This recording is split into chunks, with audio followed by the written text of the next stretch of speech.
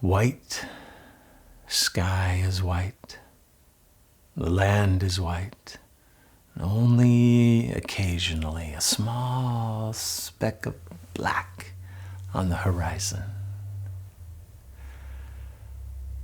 In this land of the hunter and the hunted, the people don't move.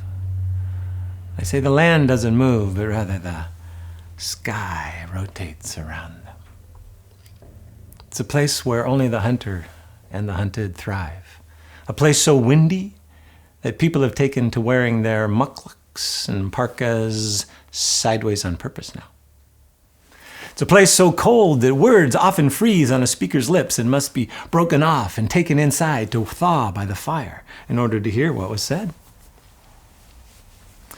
The people there claim to live in the white and abundant hair of old Anetkaoa, who was the grandmother, the earth herself.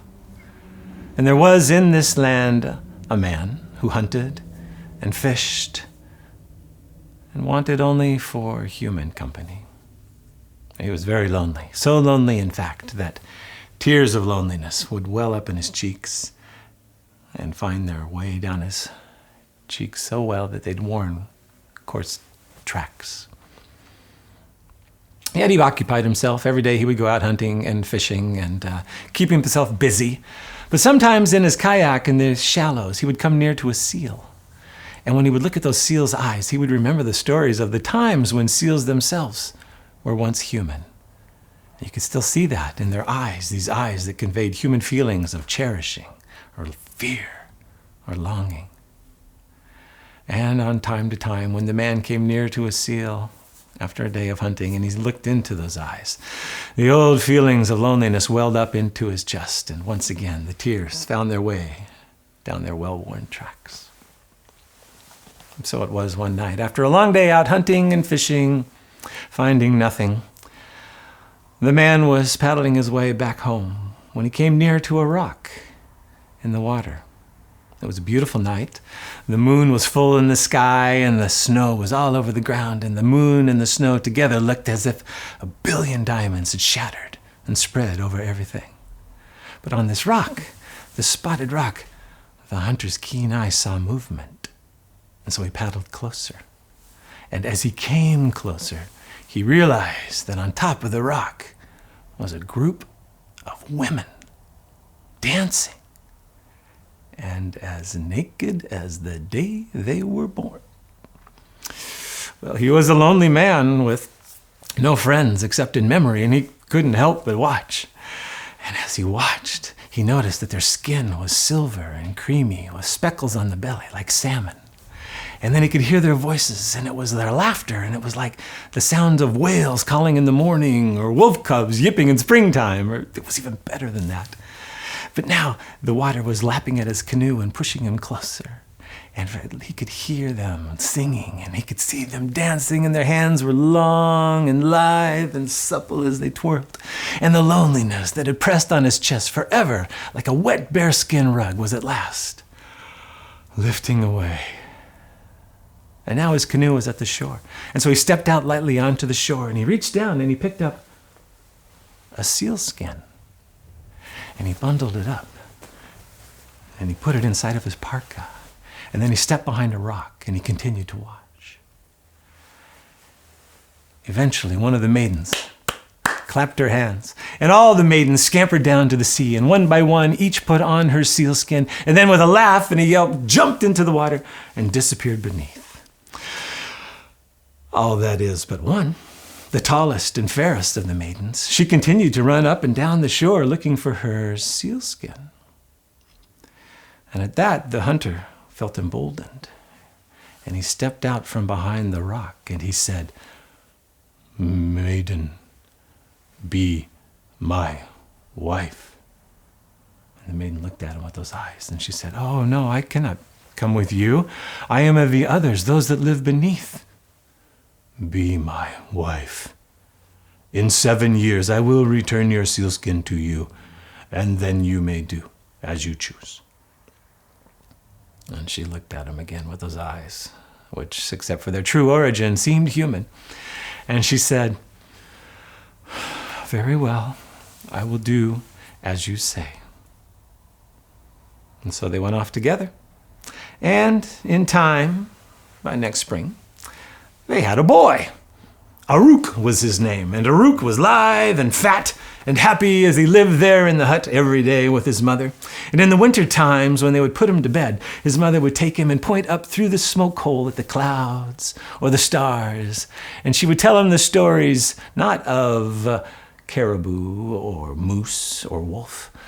Instead, she would tell the stories of whale and walrus and salmon and seal, while his father carved a white bear from a white rock.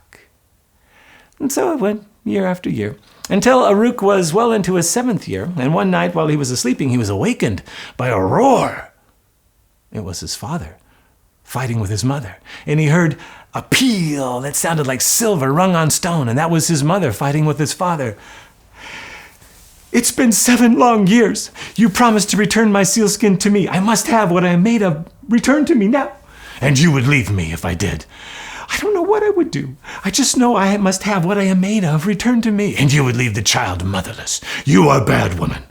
And with that, the man tore out through the night and disappeared. And Aruk, who feared his mother would leave him, cried himself back to sleep.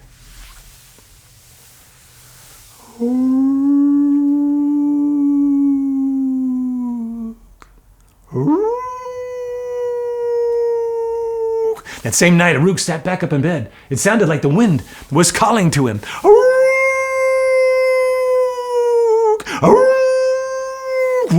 Aruk hopped out of bed. He put on his mukluk and parka, and he dashed out into the night. Aruk ran toward the sea, out onto the top of a cliff, and there, looking out into the sea,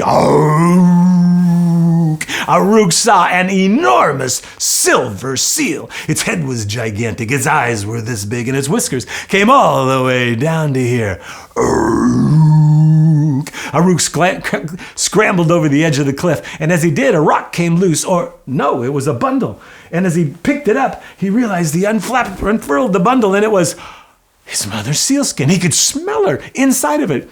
He held it up to his face.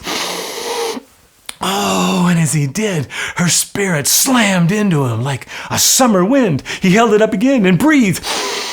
Oh, and again he felt his mother coursing all the way throughout him. And then he picked up and he gathered the sealskin together and he climbed back to the top of the hill and he ran all the way back to the hut with the sealskin flapping behind him like a standard. And out in the sea, the great silver seal sank beneath. And then Aruk burst into the hut, and his mother looked up, and she cried out for joy, and she picked him up and held him tightly and cried tears of happiness for his safe return, and also for the return of her sealskin. And then, as Aruk watched, his mother put on her sealskin. "Mother, no. Mother." She put it on. And then she looked at him with those eyes. "Mother, no. Mother, no. Don't leave me, Mother." And you know she wanted to stay. She wanted to be with her son, but something else was calling her. Something greater than both of them. "Mother, no." And then, with her sealskin on, her mother reached out and picked him up and took him back out into the night. And together they ran back out to the edge of the cliff, and they climbed down to the shore, and then they stood at the shore of the sea. "Mother, no, don't leave me, Mother, no." And she looked at her son with those eyes, and she reached out with her hands, "Mother." And then she took a deep breath and breathed once, twice,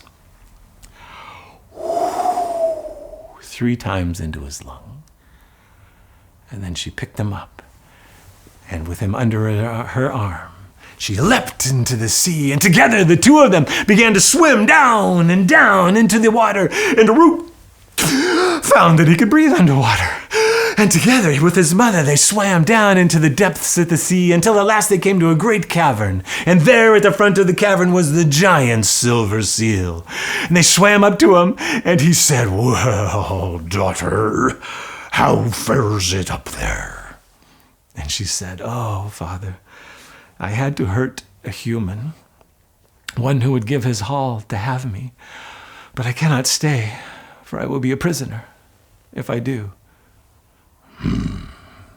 said the silver seal.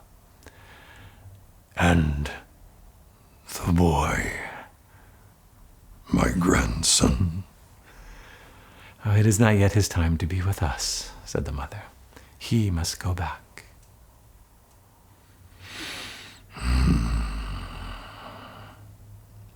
But not right away. For 7 days, Aruk stayed there in the cavern of the sea creatures, dining and dancing and laughing, singing songs, telling stories, until at last, with his mother on one side and the great silver seal on the other, the three of them swam back up once more, up, up, up to the topside world. And there his mother sent him gently on the white shore. And before leaving, she said, "Just touch anything of mine, and my spirit will come back to you like the summer wind. My ulu knife, my carvings of whale and walrus, my fire sticks, just touch those things, and I will be with you." And then, with her father, the two of them swam back out into the sea, looking back often, until at last, Aruk's mother disappeared beneath. And Aruk stayed. People talk about Aruk today, and they marvel how he became such a great maker of drums and teller of stories. Some people whisper it's because he visited the underworld once as a child. But most say, no. Aruk had a mother who loved him.